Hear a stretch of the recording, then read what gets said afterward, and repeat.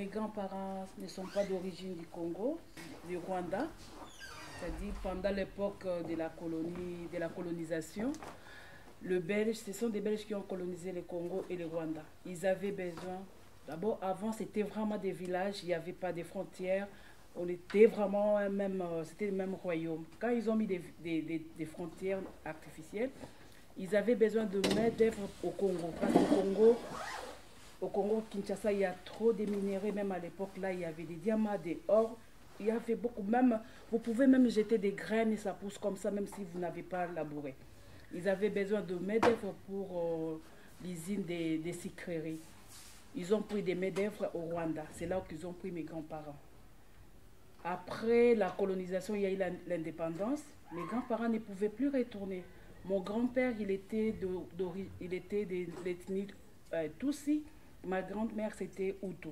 Déjà, les ethnies au Rwanda, ça ne marche pas. Vous ne pouvez pas se marier. Et ils se sont mariés, alors ils ne pouvaient plus retourner au Rwanda. Ils ont souhaité rester au Congo comme ils avaient déjà des enfants. Et le gouvernement congolais les a octroyés. À l'époque, c'était le gouvernement zaïrois, on appelait Congo Zaïre.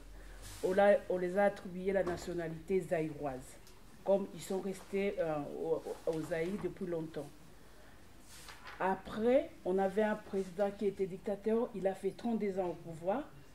Lorsqu'il sentait que son pouvoir, il n'avait plus vraiment le consentement de la population, il a demandé que tous les gens qui sont venus pendant l'époque de la colonisation, ils ont perdu la nationalité. C'est-à-dire mes parents n'avaient plus la nationalité zaïroise. Entre-temps, à cette époque-là, au Rwanda, on ne pouvait pas aussi accepter mes parents. Ils ne sont pas nés au Rwanda, ils sont nés au Congo, au Zaïre à l'époque, et ils ne comptaient même pas les dialectes des Rwanda. Parce qu'en Afrique, c'est vraiment les dialectes. Si tu es de ces pays, il faut connaître leurs dialectes. Et ma mère ne savait pas. Mes parents ne savaient pas.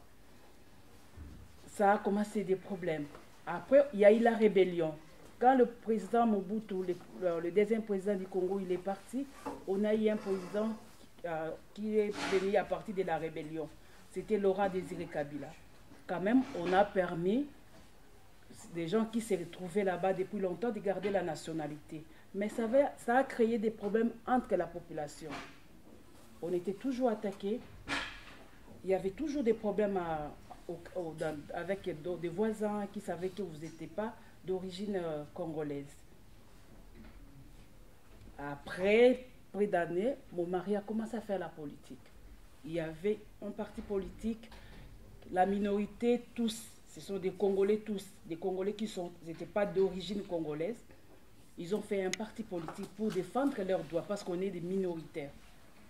Et mon mari était devenu partisan à ces partis politiques.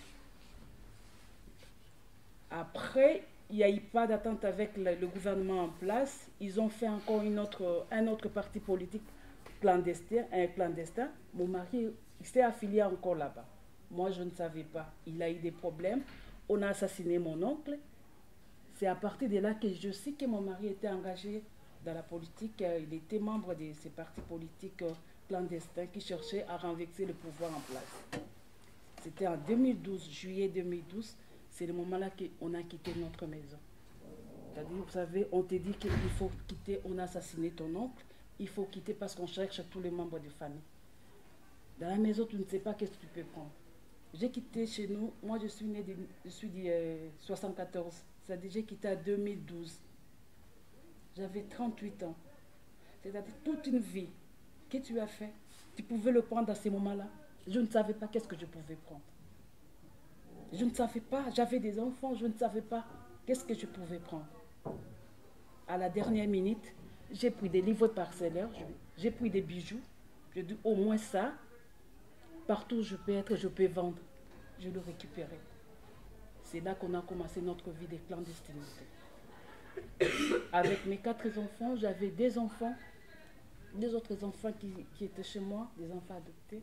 C'était devenu un problème. Comment pouvait vivre avec des enfants? Le petit, il avait 2 ans. On commençait maintenant à changer de liens à tout moment. Et il fallait quitter. Quand on a vu qu'il faut quitter le pays, on a vendu des biens qu'on avait. Et quand vous vendez des choses, toute personne sait que vous allez quitter, c'est-à-dire c'est la personne, c'est l'acheteur qui vous fixe le prix, ce n'est plus vous. On a pu réunir au moins 100 000 $ pour que 7 personnes puissent quitter le pays. Comme on ne pouvait pas utiliser nos passeports, on ne pouvait pas aussi sortir par l'aéroport de notre pays parce qu'on était recherché. Il fallait chercher, aller ailleurs. Comme le Congo-Brazza, c'était le pays qui était voisin avec le Congo-Kinshasa, on devait traverser au Congo-Brazza. Et on a eu des passeports d'emprunt, c'est-à-dire un passeport d'une Française, on cherche des ressemblances. Et on a fait une année pour chercher des passeports de ressemblance. Lorsqu'on a trouvé des passeports de ressemblance, et on ne pouvait pas aussi repartir, nous tous. Parce que moi, la personne qui m'a donné son passeport avec 2 enfants, lui, elle devait voyager avec ses 2 enfants au mois de janvier. Celui qui a donné à mon mari et à d'autres enfants, lui, devait voyager au mois de février. C'est-à-dire qu'on ne pouvait pas aller tous au même moment. Les jours qu'on décidait de quitter le Congo pour aller là où on va aller prendre l'avion, c'est le jour qu'on avait arrêté mon mari.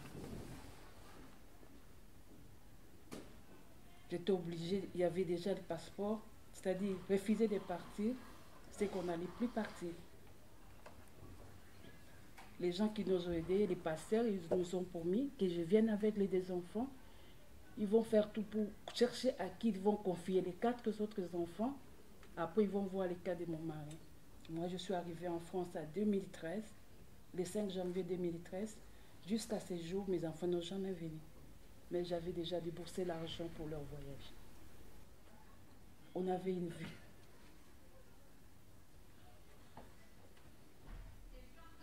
On avait une vie, c'est-à-dire, j'avais 38 ans, je cherchais à quitter mon pays à 38 ans. Vraiment, je me préparer pour ma retraite, c'est-à-dire quitter, tout laisser, venir recommencer. C'est-à-dire, je suis arrivée en France, je n'avais même pas une cuillère.